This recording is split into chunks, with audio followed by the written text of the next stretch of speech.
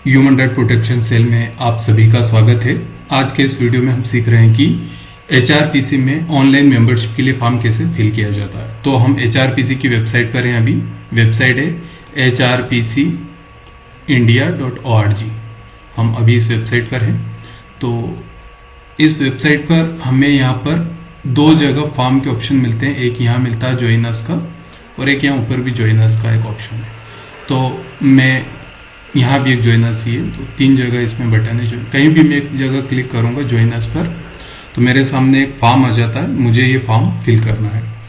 तो मैं अभी आपको डेमो एंट्री फिल कर बता रहा हूँ और आपको आपकी जो भी रियल एंट्रीज है वो फिल करनी है। तो नेम एज पर आधार, यानी आपके आधार कार्ड में जो आपका एक्चुअल नाम है वही फिल करना। आगे मिस्टर, डॉक्टर ये सब नहीं लगाना है।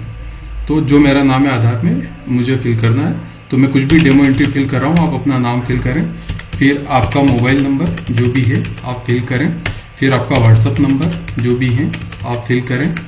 इसके बाद पूछा गया आपका ईमेल आईडी। तो ईमेल आईडी आपको सही डालना है। अगर गलत ईमेल आईडी डालेंगे तो आपका ईमेल आईडी पर आपका मेंबरशिप सर्टिफिकेट और आईडी कार्ड जनरेट होता है तो वो आपको मिल नहीं पाएगा। तो जो भी मैं एक टेस्ट ईमेल आईडी डाल रहा हूँ, आपका जो भी है वो आप अपने हिसाब से डालें। तो मैं ये एक डेमो फॉर्म फिल कर रहा हूँ आपको समझाने के लिए। आप अपनी जो भी रियल एंट्रीज है वो फिल करें। अब मैं प्रोसीड पर क्लिक करता हूँ तो ये अब नेक्स्ट स्टेप आई। अब यहाँ मुझे मेरा स्टेट पूछा जा रहा है। मैं एक डेमो में कोई भी स्टेट सिलेक्ट कर लेता हूँ। मैंने अभी दिल्ली सिलेक्ट कर रहा हूँ मैं। यहाँ पूछा जा रहा है डिवीजन। डिवीजन का मतलब होता है संभाग, कमिश्नरी जिसे बोलते हैं, जिसके अंडर में 4-5 जिले आते हैं। तो मैं अपना जो भी कमिश्नरी या हमारा संभाग जो भी होगा वो फिल कर लेता हूँ। उसके बाद पूछा जा रहा है आपका डिस्ट्रिक्ट। तो जो भी आपका डिस्ट्रिक्ट है वो आप अपना फिल कर लीजिए। उसके बाद ब्लॉक। तो ब्लॉक का मतलब होता है विधानसभा। तो विधानसभा आप अपना सिलेक्ट कीजिए। बहुत ध्यान से करना है। आपको पता होना चाहिए कि आपका विधानसभा यानी कॉन्स्टिट्यूंसी असेंबली क्या है, वो आप अपना फिल कर लीजिए। मैं यहाँ एक डेमो एंट्री फिल कर रहा हूँ। उसके बाद पूछा जा रहा पुलिस स्टेशन नेम। तो जो भी आपका पुलिस स्टेशन का नाम है वो आप अपना फिल कर लीजिएगा। इसके बाद पूछा गया पोस्टिंग ऑफिसर आईडी नंबर। और पोस्टिंग ऑफिसर आईडी नंबर क्या होता है, यानी आप किसी के रेफरेंस से, किसी के रिकमेंडेशन से यहाँ आए हैं, कोई और सदस्य आपको ज्वाइन करवा रहे हैं जो कि पहले से ही एचआरपीसी के मेंबर हैं, तो आप उनका आईडी यहाँ डाल सकते हैं। इससे क्या होता है कि उनको प्रमोशन में फायदा मिल जाता है। और अगर आप डायरेक्टली ही आए हैं, आप कोई आपको नहीं यहाँ रिकमेंडेशन कर रहा है, आप डायरेक्ट अपना फॉर्म फिल कर रहे हैं, तो आप अपना ये आईडी नंबर यही रखें जो नेशनल ऑफिस का आईडी है, यही रहने दें। ये नेशनल ऑफिस का आईडी है। लेकिन अगर आप किसी के माध्यम से आए हैं, किसी के रेफरेंस से आए, तो आप उनका आईडी यहाँ डाल सकते हैं अगर वो एचआरपीसी के मेंबर हैं। तो अगर वो एचआरपीसी के मेंबर नहीं है तो फिर यही आईडी रहेगा 000 वाला।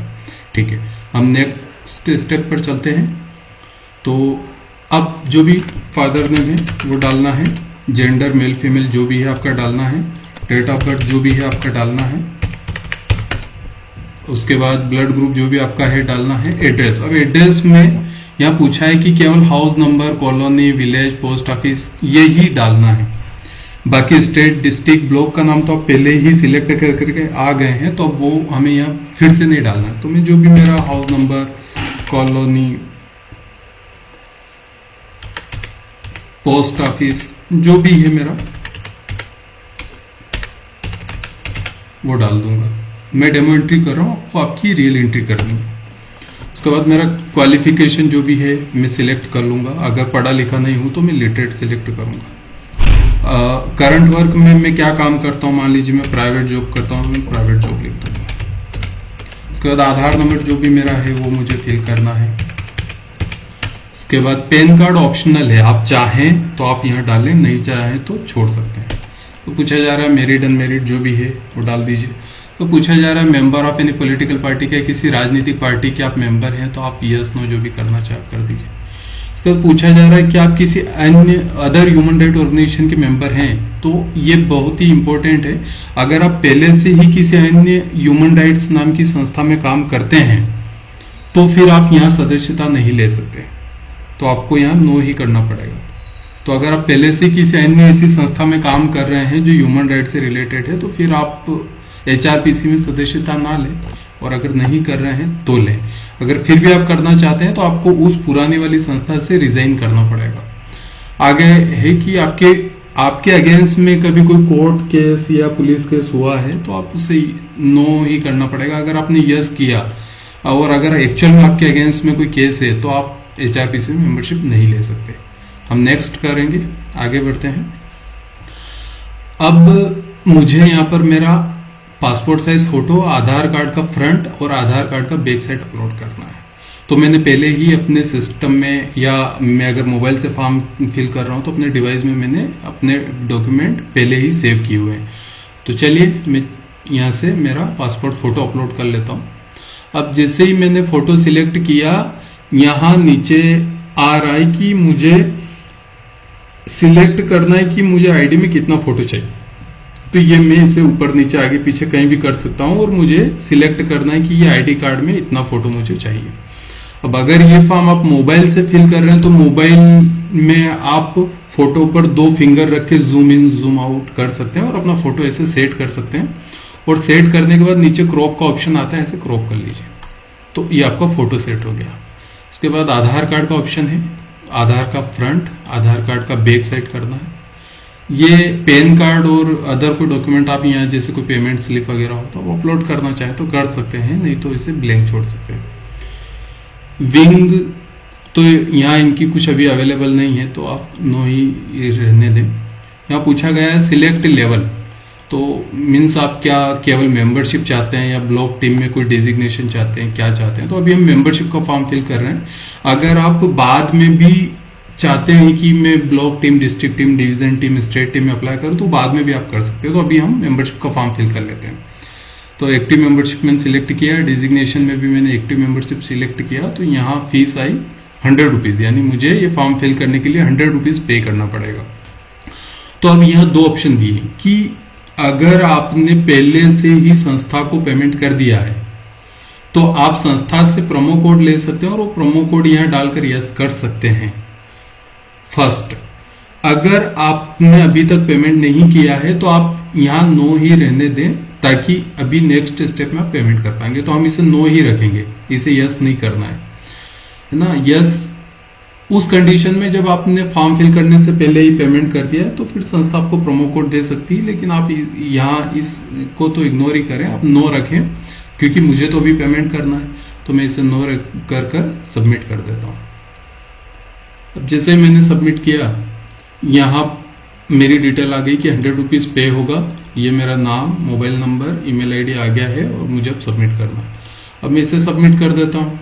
जैसे सबमिट करता हूँ मेरे पास सारे ऑप्शन आ जाते हैं कि मैं QR कोड स्कैन करके भी इसे पे कर सकता हूँ। मैं कोई UPI आईडी अगर मेरे पास है, फोन पे, पेटीएम, गूगल पे, मैं किसी भी टाइप से यहाँ पेमेंट कर सकता हूँ। आप समझ पा रहे हैं? तो मैं QR कोड ही मैं स्कैन करके भी पे कर रहा हूँ, तो मैं ऐसे भी कर सकता हूँ। तो मैं अभी इसको QR कोड को स्कैन कर ये पेमेंट कर रहा हूँ।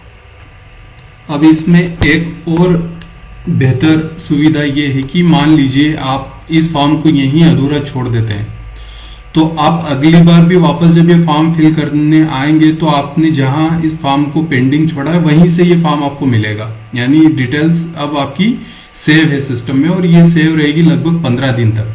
तो आप बाद में भी अगर आप चाहें कि मैं आज नहीं कर सकता हूं, कल करना चाहता हूं, तो आपको सारी डिटेल पहले से सेव मिलेगी। मैं यहाँ से QR कोड स्कैन करके भी पे कर रहा हूँ।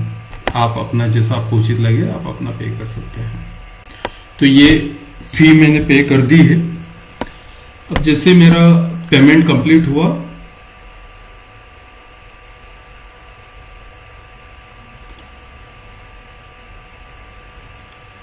मुझे एक मैसेज मिला है कि अब अगले 24 घंटे में मेरा आईडी कार्ड, पहले मेरा फॉर्म जो है वेरीफाई होगा।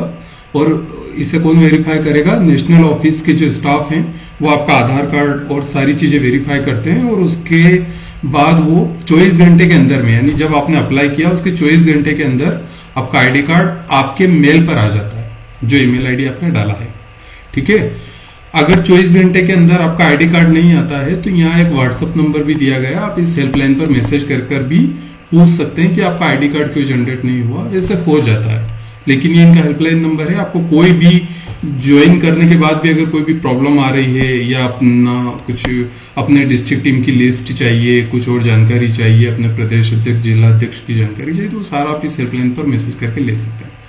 ठीक है, तो बहुत ही सिंपल फॉर्म था, बहुत इजी फॉर्म है, आप आराम से कर सकते हैं।